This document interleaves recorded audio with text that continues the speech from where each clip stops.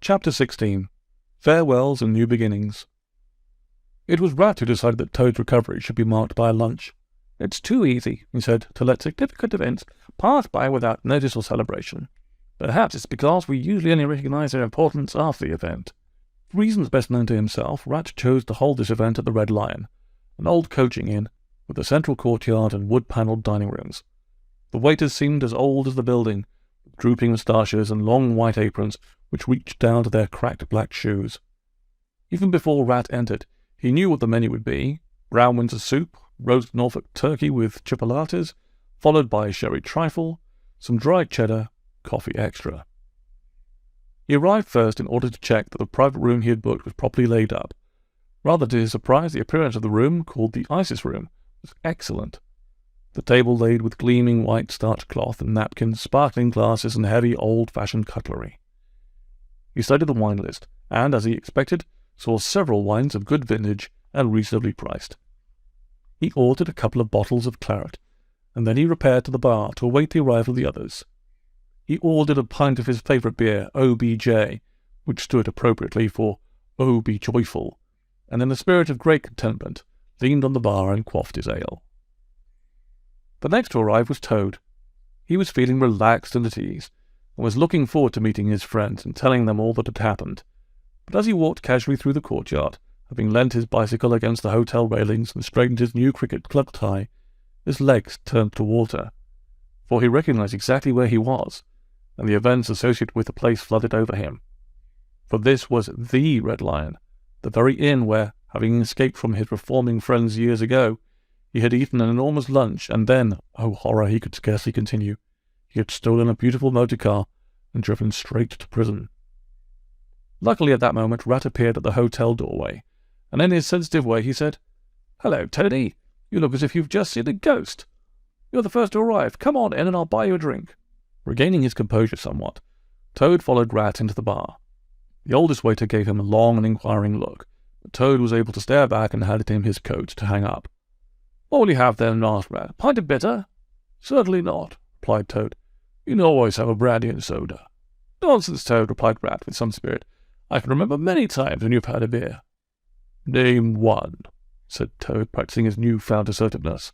Fortunately, before the discussion could become too heated, Mole and Badger arrived together. They had shared a cab, and Badger, as usual, had managed to get Mole to pay. "Hello, Badger. Hello, Mole." Soon they were all standing up in a group at the bar and talking animatedly.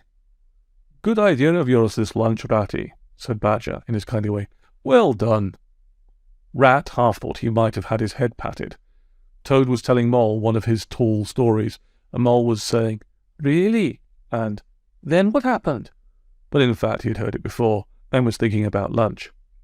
At that point the old waiter came in and said to Rat, "Lunch is ready now, sir, if you'd like to go in." So in they trooped, and they were soon eating their soup and tucking into their turkey, helped down with liberal glasses of the excellent claret which Rat had chosen. Then there was the sherry trifle, which actually had some sherry in it. "That's unusual," said Badger. "Usually the chef merely weaves the cock over it." Toad and Mole both had seconds, and then cheese and coffee were served, by which time everyone was feeling mellow and contented. Toad was about to take out a very large cigar from his cigar case, when a stern look from Badger made him replace the offending weed, patting his pocket as if he were merely looking for his handkerchief. "Well," said Badger, smiling affably at all of them, "so what are you all planning to do now?" There was silence. Small animals do not usually do much forward planning. Regularity and rhythm within the framework of the changing seasons provide the comfort that keeps anxious thoughts at bay. To change involves risk, and risk brings danger, and danger means threats. But after all they had been through and learnt about themselves, change had already happened to them, and they knew they had to move on, whatever the risk. They were all growing up and learning how to put away childish things. So it was inevitable that each of them had made plans, even though, so far, they had not shared them with each other. "Shall I start, then?" asked the ever-helpful Mole. There was a chorus of agreement, and so Mole continued. "I'm going back to Bowl End. I'm going to turn it into a restaurant." The Rat, who had no knowledge of this, blurted out, "You can't cook for toffee. You can't even boil an egg." "Go and boil your head," said Mole under his breath, but in a louder voice, "I shan't be doing the cooking. I've got a very good chef. Do you remember Otter's young cub, Portly, who once got lost, but we found him. Well, he's quite grown up now, and seems to have been touched by the gods. He can cook the most delicious fish dishes, and his desserts are a delight. His speciality is bread and butter pudding, and we are going to open it soon, and it will be called the Garibaldi." "I remember now," said the rat. "I only visited your house once, but it was a very snug and compact place, and you had a bust of Garibaldi in your garden." Mole smiled with pleasure. "You remembered, Ratty. I'm so pleased. And do you remember the rest of the garden? The goldfish pond, the cockle-shell border, and the silvered glass bowl that reflects everything all wrong? Well, that is where the restaurant will be. Otter is putting up the money, and will be my partner. But I shall manage it, and Portly shall be the chef." "Well done, Mole," said Badger. "I shall come and patronize you frequently. I like my grub, I do." Badger could be remarkably vulgar when he chose. "I'll be there too," said Toad. "What a ripping idea. When will you open?" "Probably in the autumn," replied Mole. "You know, when most animals are fairly quiet and beginning to slow down, will appreciate the particular ambience of Mole End." "I know exactly what you mean," said Badger, who welcomed the undergroundness of Mole's house. Mole continued, "And then, in the spring, we shall do picnic hampers, you know. Cold tongue, cold ham, cold beef, pickled gherkins, sour French rolls, cress sandwiches, spotted meat, ginger beer, lemonade, soda water, that sort of thing." "I wonder where he got that idea from," thought Rat, remembering that was their very first picnic on the river, but said nothing. Mole stopped. He realized that until recently he would have been much more shy and reticent in speaking. Now he was the center of attention, and was describing his plans clearly and interestingly. He felt stronger and happier than he had done for a long time. He leaned over to the rat and said quietly, "You will come, won't you, Ratty?" "Of course, Moley. I shall be your most regular customer." Ratty smiled his twinkly smile, and they both knew they would stay firm friends in spite of Mole returning home. "Well, how about you then, Ratty?" Toad asked. "What will you do now that you will be all on your own?" Rat swallowed hard. He had known for some time that this would be an awkward moment, but it had to be faced. Looking into the middle distance, rather than directly at any of his friends, he said, "I am leaving the river bank." "You're going to do what?" in his severest tones. "I'm going to leave the river bank. In fact, I'm going to move to a grey seaside down in the south. It's a lovely little place with a harbour which has one steep side with tall stone houses and gardens running down to the rocks." Rat's voice had become stronger, and his eyes glistened as he visualized the place he was describing. When you look down the flights of stone steps overhung with great pink tufts of valerian, you see patches of sparkling blue water. The harbour is full of little boats tethered to the rings and stanchions of the old sea wall, and all the time a small ferry boat keeps chugging from one side of the harbour to the other, taking people to work and bringing them home again. When you walk out of the town, there is a pretty beach where you can shrimp and where they serve cream teas on trays, and you can eat sitting on the rocks. In the spring, all the woods and pathways that wend their way along the cliff top are carpeted with primroses and violets, and you can climb up and look out to see ships from all over the world sailing in and out of the harbour, their sails billowing white like clouds above them. Ratty stopped. His friends knew that he liked to write poetry, but this was the very first time they had heard him speak like this. They were entranced. "But," Toad said gently, "won't you be lonely without us?" "No, not exactly," answered the rat. "You see, I shall be renewing the acquaintance of an old friend of mine. He was a seafaring rat from Istanbul. I hadn't seen him for ages, but recently he wrote to me from that seaside town in the south, offering me a job. He owns a small bookshop called Wayfarers All, which specializes in travel. He wants me to manage it. Apparently it's just opposite the parish church, and it only takes a minute to walk down to the town quay. I shall live above the shop, but although it will be very different from my beloved river bank, I mean to make a go of it." "Well, Ratty," said the mole, "you have surprised me. You really have. But as you were talking, I remembered how long ago you became obsessed with going south, as you called it, and I almost had to fight you to make you see sense. Are you sure this isn't just another attack of southern fever?" Rat smiled. "No, Mole, this is quite different. It is true that those memories have lingered, and in fact, that was when I first met Alessandro, my seagoing friend. But since then I have carefully considered what I want to do, and what differences this change will make to my life. You will always be my close friend, Mole, but I must move on. And besides," said the rat quietly, "I'm going to write a book." "About what?" asked Toad. "Perhaps about you, Toady, and you, Badger, and you, Moley, and about all the adventures we have had. For no matter what happens, those memories are so vivid, that I can run them like a film through my head." "What will you call it?" asked Mole. "I'm not too sure at the moment. Perhaps The Breeze in the Bushes." "Not much of a title, that," said Badger disparagingly. "You need something more gripping to gain the public's attention. How about Boats and Badgers? That sounds much more exciting." "We shall see," said Rat. "As I said, I'm still undecided. But if I can write the book, I know I can find the title." He had known it would be difficult to break the news of his departure to his friends, and when he had started to speak, he had felt extremely anxious. But once he got going, he knew what he wanted to say, and he knew that he had said it well. In fact, he had practiced in front of the bedroom mirror until he felt confident, even deciding when to speak softer and when to pause for dramatic effect. And he had been effective, but not too effective, thought Rat. I don't want them down all the time visiting me for a holiday. The waiter brought more coffee and a dish of petite fours, and everyone helped himself. Toad and Mole began to quiz Rat about his plans, which left Badger sitting rather impatiently and looking pointedly at his watch.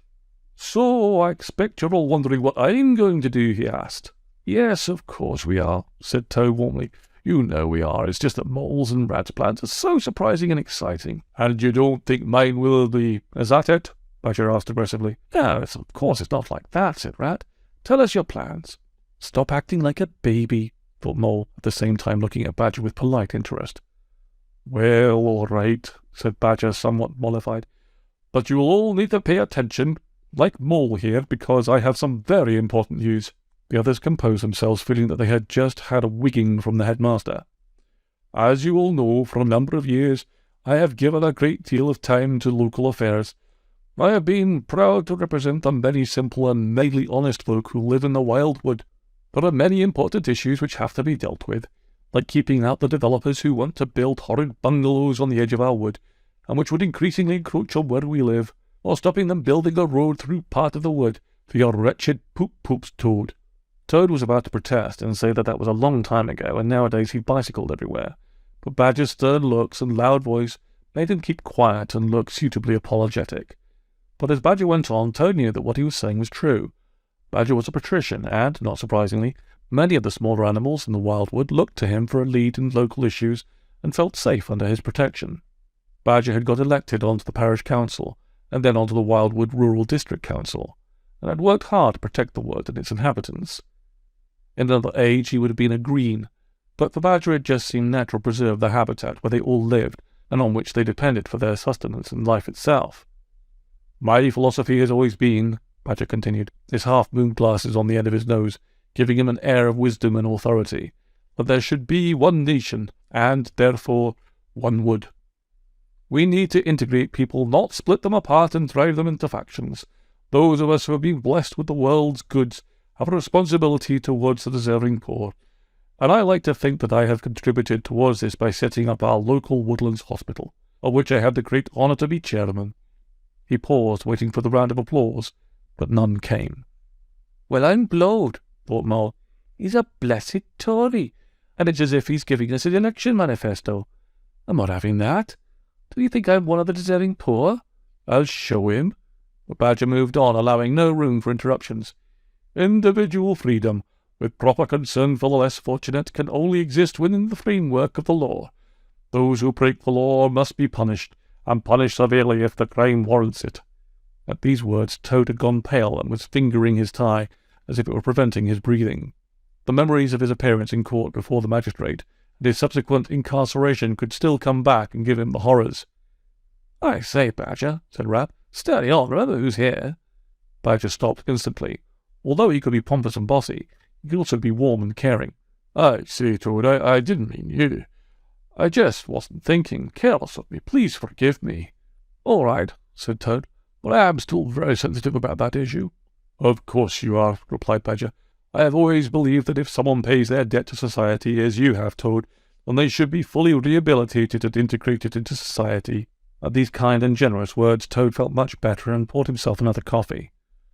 "So when I was appointed chairman of the local bench," Badger continued, "it seemed to me that my different activities combined to form a lifetime, if I may say so, of service to my fellow creatures." Mole knew that Badger was proud of his achievements, and not at all reticent about his activities and appointments. In fact, the brass plate by Badger's dark green door just below the iron bell pull, which Mole so clearly remembered from one of his most terrifying adventures, had recently been replaced. The new plate, neatly engraved in square capital letters, now read, Mr. Badger, J.P. "Well," said Toad, who by this time was growing slightly impatient, "you mean that you're going to carry on doing the same things that you're doing now?" Badger gave him a very stern look. "Not that there's anything wrong with that," Toad added hastily. "Life of service, commitment to the community, that sort of thing, very important." Mole started to giggle, but a sharp kick from Rat on an old wound on his shin made him stop. "If you would only listen, Toad, you would hear the really important news that I am going to impart." They all waited expectantly, and Badger, looking extremely important, said, "I have been asked to stand as the parliamentary candidate for the next election." For a moment everyone was silent. Then they found their voices, and came up to Badger and shook his paw, clapped him on the back, and congratulated him. Badger enjoyed every minute of it. "I could just imagine you as our MP," said Rat. "You could always make a good speech. You are as straight as a die, and you have a genuine concern for everyone on the river bank and in the wildwood." In spite of his differing political views, Mole knew a good animal when he saw one, and before he knew it, he was shouting, "3 cheers for Badger! Hip hip hooray! Hip hip hooray! Hip hip hooray!" Badger was genuinely moved by this spontaneous show of affection and regard, and wiped his eyes on the red cotton handkerchief he always carried. There was much talking as everyone told everyone else what a good MP Badger would make, and how they were not at all surprised by the news, and Badger was saying how he would welcome help with addressing envelopes, and that sort of thing. Gradually the talking trailed off into silence, and Toad found that his 3 friends were looking at him with an air of expectation. "Well, come on, Toad," said Mole. "We're all waiting to hear your plans. I'm sure they will be absolutely wonderful." Poor Toad. He had been rather dreading this moment, for it reminded him of another time when he had had the opportunity to amaze his friends with his scintillating wit and song, and then had thought better of it. That was some years ago now, the banquet he had given to celebrate the reoccupation of Toad Hall. Then, as now, he would have liked to take the stage and amaze and delight his friends with his great oratory, or perhaps a stirring song sung in his pleasing tenor voice. But he knew now that this would be inappropriate, and not express what he really wanted to say. Toad, the great entertainer, master of 1,000 disguises, terror of the roads, was a fantasy, and a dangerous one at that. Whenever he had adopted one of these roles, it always ended in tears or worse. At that previous banquet, he had behaved in a modest and unselfish manner, only because he feared the wrath and displeasure of Badger, whom he had seen as a severe and critical parent. Now he chose consciously not to play the fool, and remembered from his Sunday school days the story of Polycarp, a venerable and scarcely remembered saint.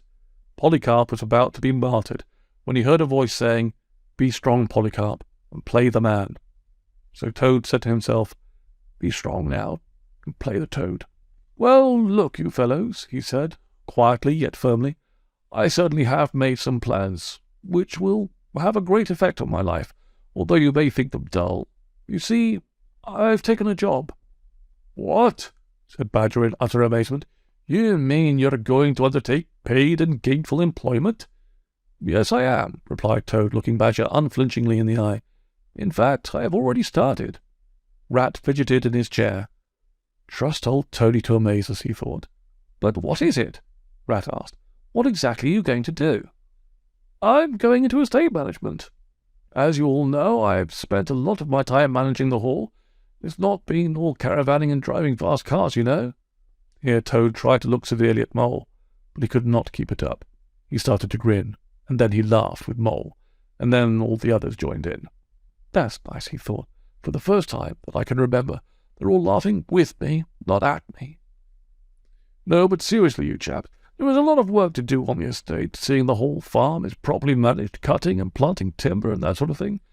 So I've got together with a couple of others, and using the money which Father left me, we're going to set up our own estate and property business.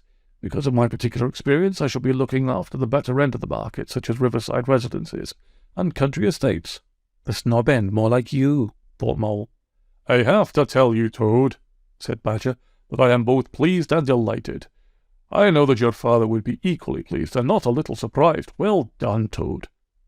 These words were music to Toad's ear. "What will your company be called?" asked the practical Rat. "We shall be called Knight, Toad, and Friendly. We are currently setting up offices in London. We are currently negotiating for premises in the Strand." "Did you say London?" asked Mole in a rather anxious voice. "Isn't that in the wide world, to which I thought we never went or even referred?" "Tosh," said Toad spiritedly. "There's a great deal of nonsense talked about the wide world. Of course, when you are small and have only lived in a restricted community, it can appear big and threatening. But after a bit, you can find your own place in it and play a much bigger role. I believe I can gain more autonomy there, and there are certainly more opportunities to be had." "Well, you may be right," thought Mole. "I'm glad I'm not moving. I know the riverbank, and it knows me. If that's a restricted community, then I'm all for it." "So will you be staying at the Hall?" asked Rat. "No, I've sold it." There was a stunned silence at this news. Badger was horrified. "You've done what? You've sold Toad Hall? You know what they will do with it, don't you? They will turn it into a hotel, or, God forbid, a safari park with foreign animals, which have no right to be here." "Calm yourself, Badger," said Toad, controlling the situation most ably. "I have sold it to a group of businessmen who are going to turn it into a management college. We have agreed that the main building will stay untouched." "But it has to," interrupted Badger. "It's a listed building." "Although no doubt they will need to build a bedroom block and other facilities," continued Toad, quite calmly. "To tell you the truth, it's a burden off my shoulders. The hall is getting increasingly expensive to maintain. The west wing needs re-roofing, and the kitchen needs to be completely refurbished." "So where will you live?" asked Mole. "I have bought a house in the village, the old rectory. I'm sure you know it. It's quite a nice late Victorian house with a manageable garden and lovely views across the valley, and it means I can easily walk to the station and catch my train to the city." "Presumably travelling first class and not on the footplate," said Rat rather pointedly. Toad was about to be quite angry, but instead he laughed and said, "Yes, Ratty, I shall be travelling quite legitimately and not pretending I am a washerwoman." "Toad," said Mole, "you never cease to amaze me. Since the first time I met you many years ago, I've always found you exciting and larger than life. I know you have got into all sorts of scrapes, but at least you have lived an exciting life. Compared to me, I feel you've drunk life's experience to the last drop. So won't you find your new life rather dull, just being something in the city?" "Oh, you really are the most perceptive creature. You have spoken the thoughts that at one time I dared hardly admit to my consciousness. There certainly has been a lot of excitement in my life. Stealing cars, escaping from prison, being a master of disguise, outwitting the police. Oh, yes, I've had some excitement, that's for sure." Here Toad's voice was starting to rise, and he began to puff himself up. But he quickly realized what was happening and resumed a calmer disposition. He coughed and then continued. "I have decided to join the local amateur operatic society, but where I can have fun playing a role on stage rather than getting it mixed up in real life. And without conceit, after a thorough audition, I have been given the lead in their next production." "Well done, Toady, good old Toady," his friends chorused, showing their genuine pleasure. "What's the part?" "I am to be the pirate Toad. I wear a hat with a skull and crossbones on it, a striped jersey and an eye patch." "Sing us one of the numbers, oh please do," asked Mole imploringly. "Yes, come on, Toad. This is one of my favourite comic operas." "Very well," said Toad, "but you must join in the chorus." He waited for silence, and then he started. His voice was clear and melodious, and he was able to strike just the right note of mock heroics. After each verse, the others joined in the chorus, which consisted of these words: Toad. "For I am a pirate Toad, hurrah for the pirate Toad. It is a wonderful thing to be a pirate Toad. And it is a wonderful thing to be a pirate Toad." By this time all the friends were laughing and singing, and Toad was getting into the spirit of things, and was in danger of singing the whole of the first act, when there was a knock on the door. The old waiter came in and said apologetically, "I'm sorry, gentlemen, but have you finished? We have to clear away and prepare the room for another event this evening." Rat looked at his watch, and was amazed to see that it was almost 6 o'clock. Coats were fetched, goodbyes said, and everyone went out into the cool, clear evening. The taxi, which had been waiting for some considerable time in the yard, drove up to the front entrance, and Mole and Badger got in. The driver was about to give them a piece of his mind for being kept waiting, but when he saw that it was Badger, he decided otherwise, and wished them a good evening. They drove off, with Mole waving out of the window. Rat sauntered off down the road, swinging his cane, thinking about summer at the seaside, and imagining what kind of a boat he might buy to sail in the harbour when he moved south. Toad put on his bicycle clips, pulled out a flat cap from his overcoat pocket, adjusted it to the correct angle, mounted his machine and pedalled off towards the hall. His head was full of what he was going to do, and he was feeling in a very good frame of mind. He recalled how his friends had reacted to the news that he was starting his own business, and especially what Badger had said to him. He's not such a bad old stick, he thought. I think I dealt with him rather well. And he found himself humming a tune that he had not thought of for ages. As he remembered it more clearly, he began to sing the words softly to himself with great enjoyment. The world has held great heroes, as history books have showed, but never a name to go down to fame compared to that of Toad. He laughed with delight when he had sung this. Well, he said, it's only a bit of fun, and actually it's not a bad poem. And so he decided to sing the remaining verses, only this time, because there was no one around, he sang them at the top of his voice, only finishing as he cycled up the drive of Toad Hall, breathless but happy. The clever men at Oxford know all there is to be knowed, but none of them know half much as intelligent Mr. Toad. The animals sat in the ark and cried and torrents flowed. Who was it said there's land ahead, encouraging Mr. Toad? The army all saluted as they marched along the road. Was it the king or Kitchener? No, it was Mr. Toad. The queen and her ladies in waiting sat at the window and sewed. She cried, Look, who's that handsome man? They answered, Mr. Toad.